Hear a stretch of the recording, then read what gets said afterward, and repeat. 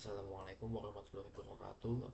Perkenalkan, nama saya Muhammad Iqbal Wahid dari kelas I241C dengan NIM 3124100372. Pada video ini saya akan menjelaskan sistem penyampaian laporan futsal. Pembahasan yang pertama saya akan menjelaskan flowchart. Setelah flowchart ada diagram zero, setelah itu normalisasi, setelah itu ada ERD, kompos data, info, dan terakhir ada UI. Pertama-tama kita akan membahas flowchart terlebih dahulu. Flowchart adalah diagram yang menggambarkan langkah-langkah logis dan alur kerja dari satu sistem. Flowchart ini memiliki banyak bentuk. Bentuk yang saya gunakan pada sistem ini atau flowchart yang saya buat adalah ada terminator. Terminator ini biasanya digunakan untuk memulai dan mengakhiri flowchart. Yang kedua ada bentuk persegi panjang sebagai proses. Yang ketiga ada bentuk belah ketupat sebagai decision atau pengambilan keputusan. Yang selanjutnya ada input dan output, dan yang terakhir ada simbol dokumen. Untuk alur flowchart sendiri itu dimulai dari customer melihat jadwal, setelah itu memilih tanggal dan jam, selalu mengisi data pemesanan. Lalu admin akan menerima data booking dan kemudian akan mengecek ketersediaan. Lalu di sini terjadi pengambilan keputusan apakah lapangan tersedia. Jika lapangan tidak tersedia, maka proses akan selesai. Namun jika lapangan tersedia, admin akan membuatkan data booking serta mengirim info pembayaran. Setelah itu customer akan menerima info pembayaran dan melakukan pembayaran. Pembayaran ini diterima oleh kasir. Lalu setelahnya apakah pembayaran valid atau terjadi kesalahan. Jika terjadi kesalahan, maka akan melakukan pembayaran ulang. Lalu jika berhasil, maka kasir akan mengonfirmasi pembayaran. Lalu admin akan mengupdate status booking, kemudian menginput data transaksi, kemudian sistem akan menerima data. Setelah itu mencetak bukti booking, kemudian admin akan membuat laporan penyewaan. Nah, kemudian kita beralih ke owner. Ownernya menerima laporan. Setelah menerima laporan, akan mengevaluasi pendapatan. Setelah itu flowchart selesai. Selanjutnya ada diagram zero atau yang biasa disebut dengan DFD level 0. Diagram ini adalah diagram yang menggambarkan aliran data secara makro antara sistem dan eksternal dan entitas eksternal. Diagram ini memiliki dua bentuk, yaitu atau dua simbol. Yang pertama ada simbol lingkaran sebagai satu proses utama, dan ada bentuk persegi yaitu sebagai entitas eksternal. Di sini ada empat entitas eksternal. Yang pertama ada customer. Customer ini akan mengirim permintaan booking dan data booking ke sistem. Lalu sistem akan mengonfirmasi data akan mengirim konfirmasi booking ke customer. Lalu admin. Admin ini akan mengirim data serta mengupdate data lapangan.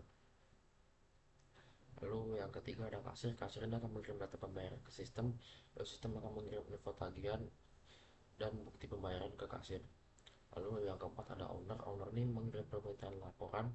Owner ini akan meminta permintaan laporan ke sistem, lalu sistem akan mengirim laporan ke owner.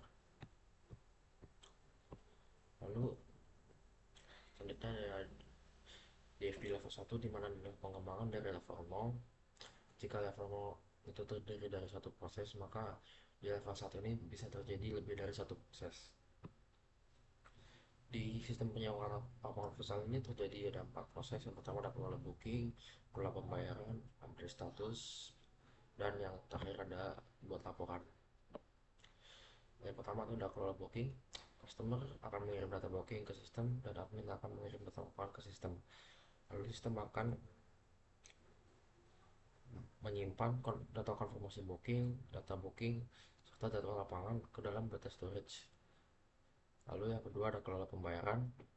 Di sini kasir akan mengirim data pembayaran ke sistem, lalu sistem akan mengirim konfirmasi ke kasir. Lalu sistem akan menyimpan ke data storage berupa total bayar, status pembayaran, dan data transaksi.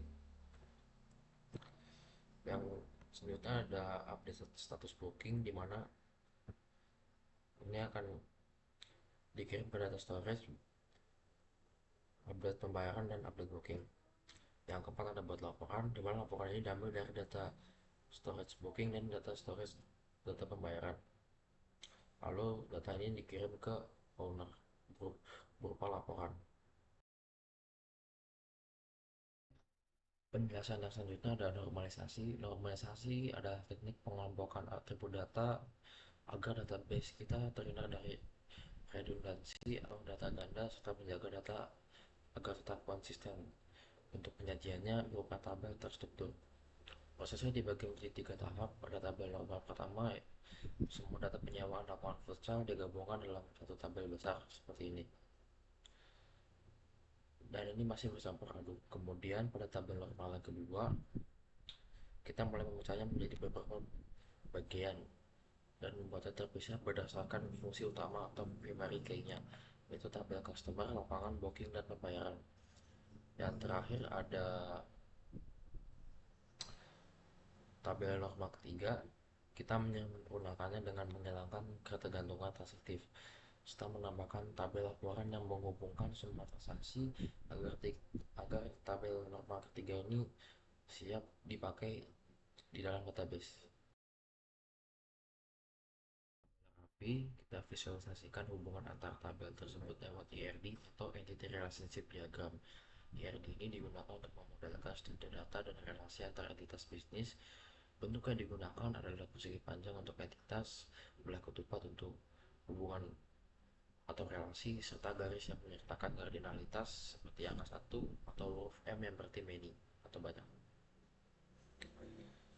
Oke, kita baca dulu deh IRD-nya. Satu customer ini bisa melakukan banyak booking. Sisi lain, lapangan bisa juga digunakan, satu lapangan bisa digunakan untuk banyak booking. Lalu untuk setiap satu transaksi booking akan menghasilkan satu data pembayaran. Struktur yang relasi yang kuat ini menghasilkan integritas data di dalam sistem.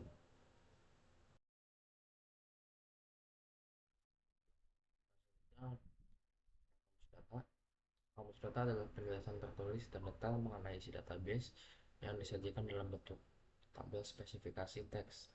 Biasanya mencakup nama atribut, tipe data, panjang karakter, serta keterangan. Sebagai contoh di sini ada tabel customer. Kita menentukan kode customer bertipe varchar dengan panjang karakternya ini 10 sebagai primary key. Ada juga tabel lapangan dengan tipe enum untuk status ketersediaannya.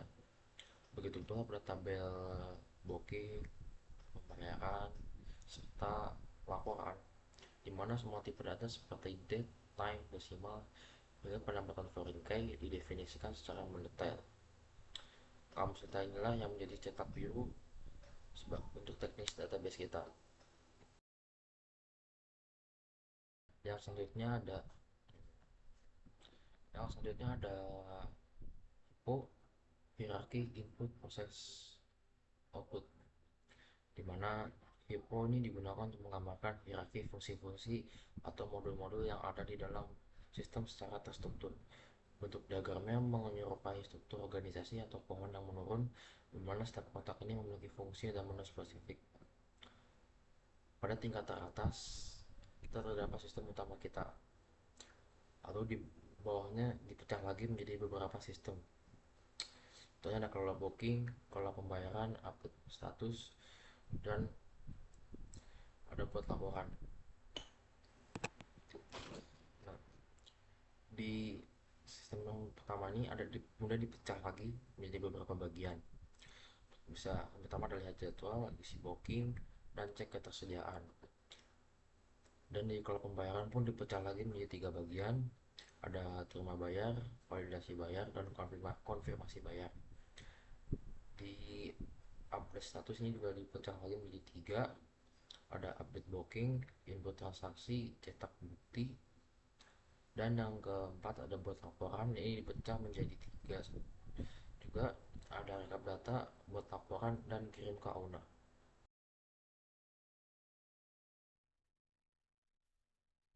Nah, ada UI, dan ada UI adalah sistem penyamaan lapangan futsal.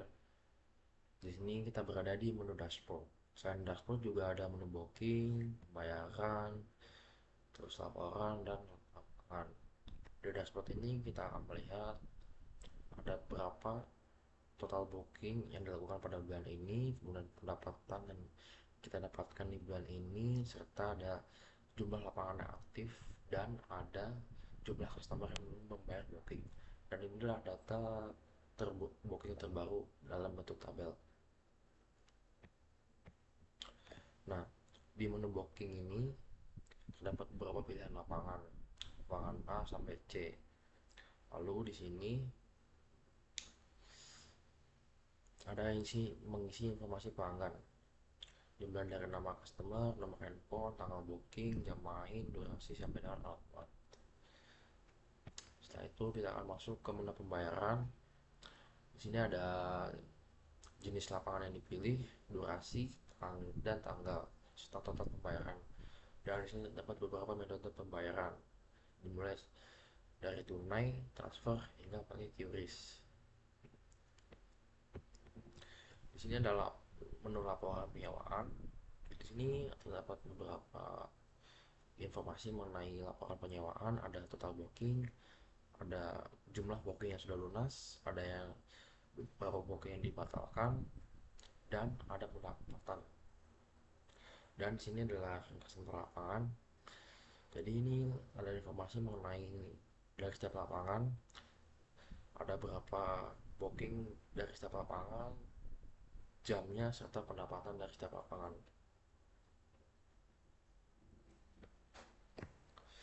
Next, di sini ada lapangan. Di sini kita bisa melakukan proses create, update, delete lapangan.